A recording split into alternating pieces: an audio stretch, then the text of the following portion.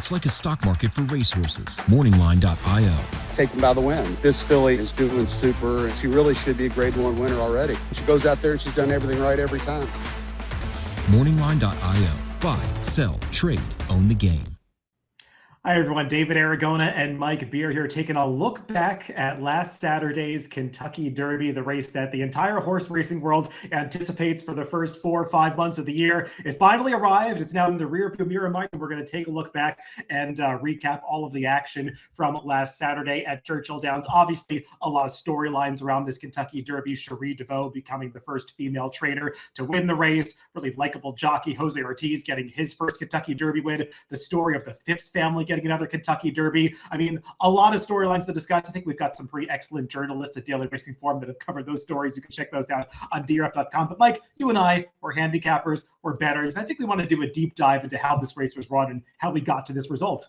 Yeah, exactly. It was, as usual, I guess, another really interesting Kentucky Derby, just because it just seems like this race always offers something, whether the favorite wins, David, or you get a big long shot result like we got on Saturday. It's just always a really interesting race to take apart after the fact. We all have our own opinions going in, and, you know, who we think is going to run well, how the race, we think the race is going to set up. You know, it almost never plays out the way you think it's going to, but it's always instructive to go back and really pick through the replay. You know, some horses run a lot better than it looks on paper, some maybe a lot worse. But that's our job, is to go through it again and see what happened.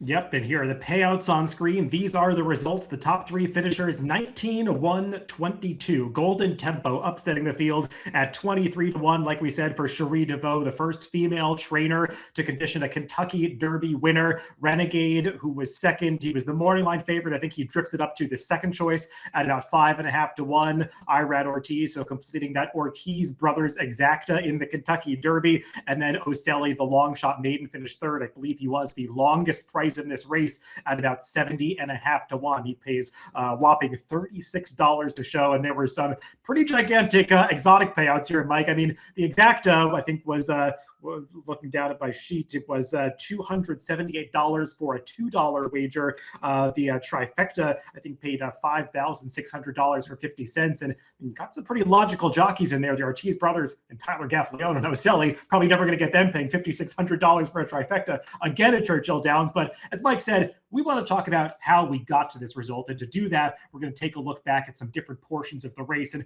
I think the conversation, Mike, has to begin with a start. And let's take a look at the gate break. I think you want to focus on the inside portion of the gate. Number 1, Renegade, and the trouble that happens to him. Mike, I'll let you talk through it. Yeah, I mean, listen, you can see it down towards the inside. You could even see it better with the head-on replay of this. There's a lot of bumping and crashing going on.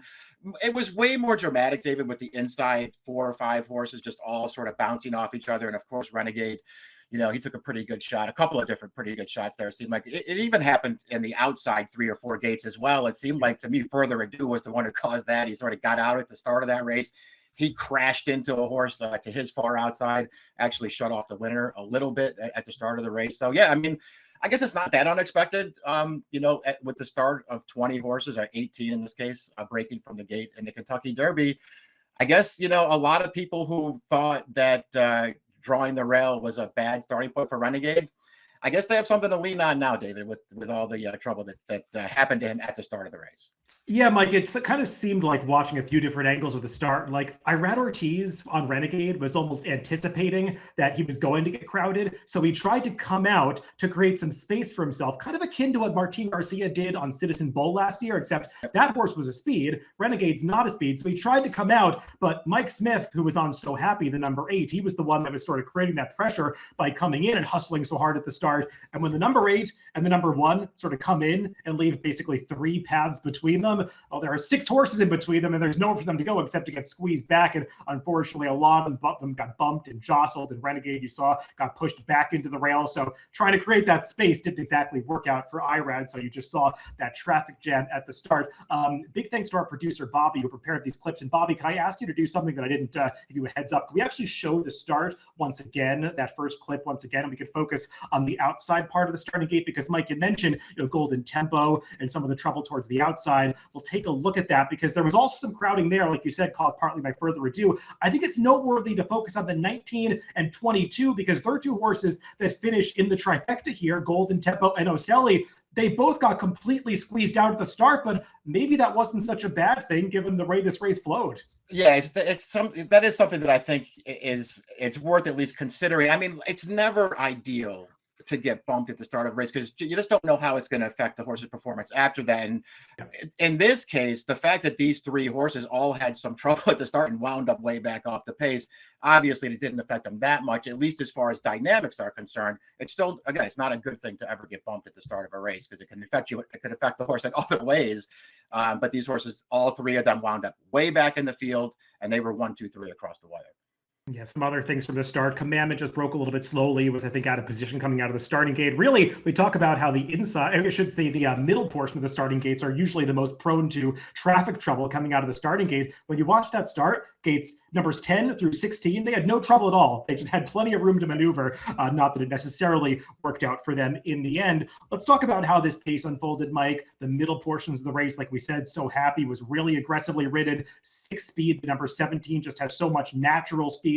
Why don't we show that second clip? We'll pick it up from the middle portions of the race as the field is heading around the clubhouse turn, and you'll see this great drone shot of 6 speed leading the race. And Mike, what you really notice here is you've got, I think, 14 horses in that first vanguard, that first clump, and then you've got that big gap to the group of 3, and then another gap to Golden Tempo, who's almost never on the screen for the first 3 quarters of this race. Yeah, Golden Tempo, very far back, and that's not a surprise. 6 speed made the lead in this race, and that wasn't a surprise at all. If you'd seen his races over in Dubai, this horse is very fast. You knew he was going to go to the front in this race, and he did. That he's just not the kind of horse who can stay this kind of a distance, especially on this kind of a pace. I was a little surprised, David. I don't know if you were a little surprised how aggressive they were. Was So Happy to just really want to be part of this pace right from the start, 3, 4 wide around the track. Really sharp speed, I thought, in this race from Danon Bourbon, who just, I mean, he came out of the gate running. He didn't want the lead. He was going to always let 6 speed take up the running early in this race, but he kept right up on that horse's hip, took over very strongly as this field came into the stretch. He ran in my opinion, he ran a very big race in here. He was pretty much going from start to finish. Yeah, you're going to see how big of a race he ran when we show the chart a little bit later. But I agree, Danon Bourbon, he broke sharply. He let So Happy go in front of him early, but he went right around that horse. He was stalking the pace. You saw how close up he was to 6 speed moving down the backstretch. And I think we know the fates of a lot of those horses who were forward in the race. And why don't we pick it up around the far turn to show the last portion of this race as they come into the stretch. Look for that Cherry Cap in the black silks, the Phipps stable on Golden Tempo. He's just coming into the bottom of the screen now in about 14th or 15th place at this point. You're going to see Ostelli coming into the stretch widest of all. He's going to be the first one to strike the front. There is Renegade in that orange Rapoli cap on the outside. He's coming after him. And right behind him in that red cap with the black sleeves, that is Golden Tempo. Mike, we talked about in our preview, he's a horse that sometimes wants to get behind horses, lug in. It looked like he showed that tendency at the top of the stretch, but as soon as Jose Ortiz got him outside of Renegade, he just had all this momentum built up and he was able to run this field down. Yeah, you could see it in the clip that we showed you there anyway. But if you go back and you watch the full race and the pan shot of this, pick it up a little earlier than we're showing you, you will realize very quickly what an unbelievable ride this was from Jose Ortiz. Now, listen, it wasn't that, maybe you could say it wasn't that difficult for him to get that kind of a trip because his tactics were decided before the race was even drawn. It didn't matter what post he was going to get. It didn't matter how this race was going to be run early, fast, or slow. This horse was going to be last early. That's just his running style. But he's still, you can see it from the far turn, David. He latched on to his brother on Renegade and followed him from about the, half-mile pole, 3/8 pole, all the way around the second turn, all through the stretch, still stayed on his cover until they got past the 8th pole. Then he popped them out into the clear and let the momentum do the rest. It was an unbelievable ride. And that's, how you get upsets in the Derby sometimes. The trip really, really works out for you. Why don't we show the chart for the entire 18-horse field of this Kentucky Derby? And yes, it did just go with 18. We should mention that Great White was a late scratch at the start. He flipped over behind the starting gate as they were loading. So he was the last horse to come out after that series of scratches in the days leading up to the race. But Mike, as we take a look at the chart here, you could see, Golden Tempo hanging out in last for so much of the race. And I echo your sentiments about the ride that Jose Ortiz put in.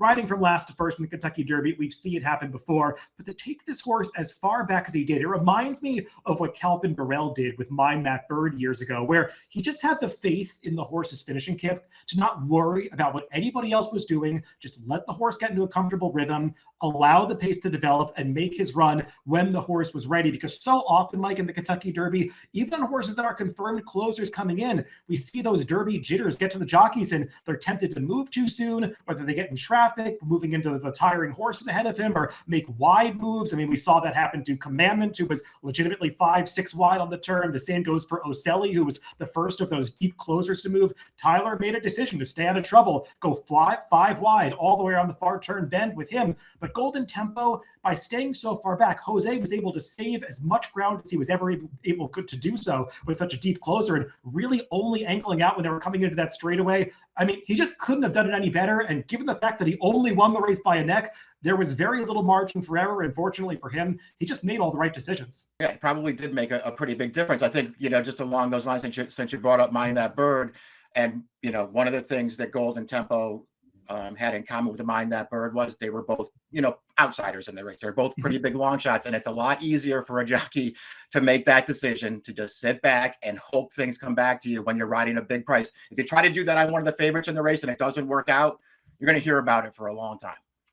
And Mike, I think a natural conversation to have in the aftermath of a Derby that was run in this fashion, where they went so fast up front. I mean, it wasn't one of the fastest paces we've ever seen in the Derby. I mean, we've seen sub 46, we've seen an occasional sub 45 half mile in the Kentucky Derby. But for these horses, it was an honest pace. And I think race flow matters just as much as what the raw fractions are. And obviously, you can see looking at this chart, it was a race that completely came apart at the end, with I think 6 of the top 7 runners being no better than 10th in the early stages. So it really did come apart. But I think given the dynamics and all those trips that we saw, Mike, it's natural to have the conversation about who was actually the best horse in the Kentucky Derby. And before you all comment down below, the winner is always the best horse, not taking anything away from Golden Tempo. This is his day, his connections day. I mean, they deserve all the glory. Everything worked out for them. But in terms of the effort put forth, who you're looking to maybe bet back in the future because of a sneaky good effort in this race, how do you assess some of the horses that finished behind Golden Tempo? Yeah, it's a good question. Yeah, dynamics, of course, are always more important, in my opinion, than the raw fractions are.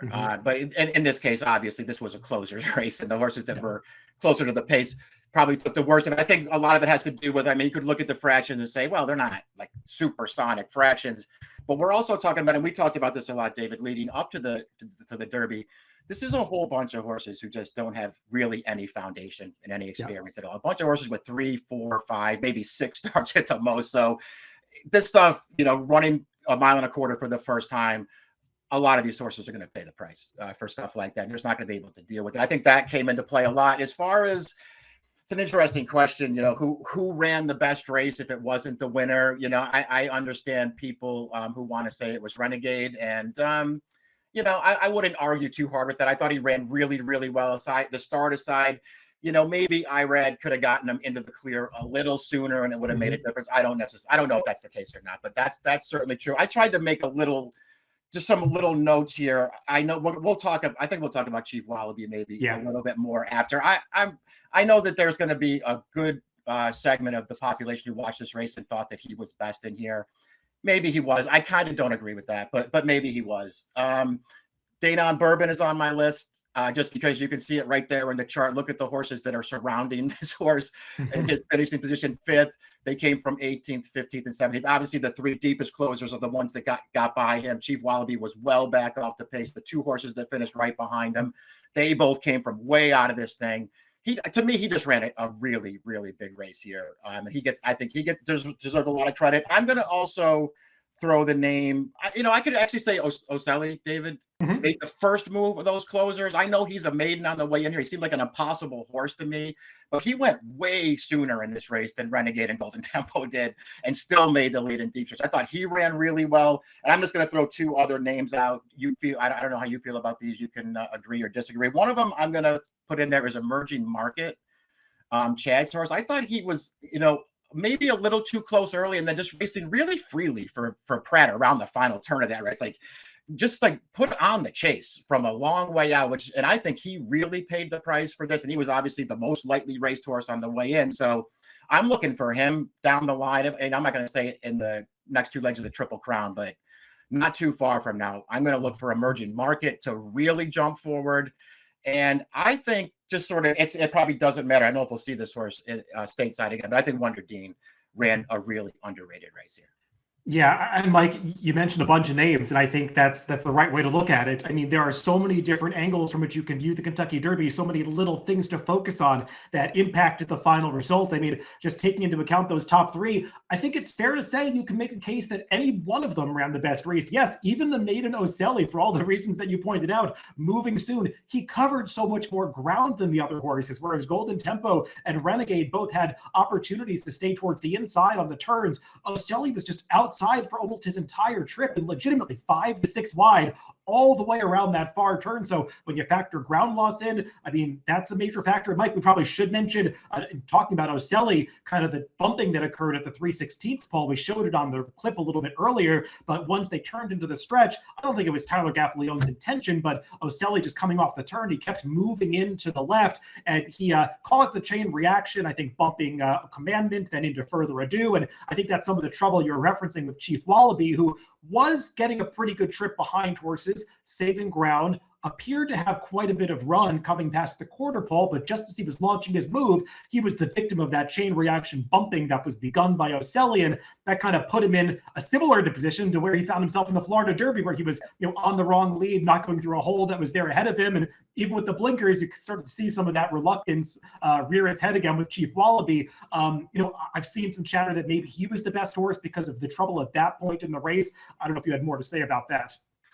No, I'm not really. I mean, I'll let you expand on that. I think I've talked about this enough. I just feel like, as far as Chief Wallaby goes, so yeah, maybe he was unlucky. I certainly was probably going to finish closer because he was bumped at a crucial point in the race. There's no doubt about it. I still thought the team was there for him before the bumping. That I feel like he could, if he had acceleration, he was going to get through there.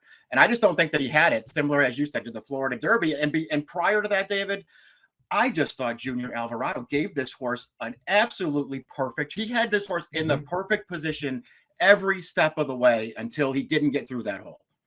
Yeah, I mean, he is one of those horses who was in those middle starting gates that avoided all trouble at the start. Things just broke perfectly for him. I mean, if not for that bumping in mid-stretch, and if he had found his way through and maybe, been right there at the end, we would have been talking about him being the horse that was the most fortunate of all in the race. So, I mean, it's how much of these little issues add up. How much does it add up that Renegade got bumped at the start so hard and then had to wait a little bit in traffic on the turn, maybe have to stop and start a few more times than Golden Tempo did? Does that mean he ran a worse race than Chief Wallaby?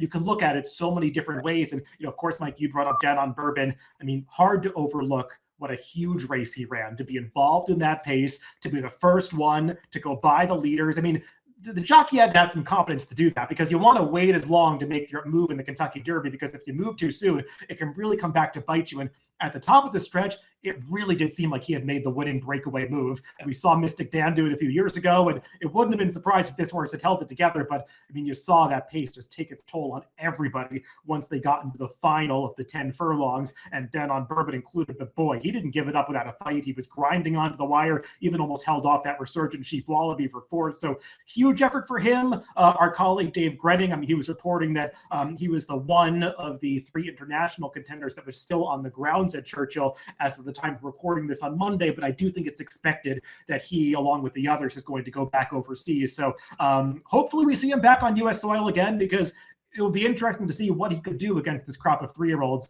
with a different sort of trip. And Mike, you were mentioning some horses further down that you want to keep an eye on, like Emerging Market. I would throw So Happy into that mix. I mean, I was sure they were going to take him back off the pace like they did in the Santa Anita Derby. I don't know why the connections, or maybe Mike Smith decided to do something different and get back to the aggressive tactics that didn't work for him in the San Felipe. But considering that, I mean, he was right in the mix until the end. So I thought he ran okay. And then you go further down this list, and I mean, things just kind of played out as you'd expect, with the horses that were up close fading, and those that were back that weren't good enough just not really getting involved in the end.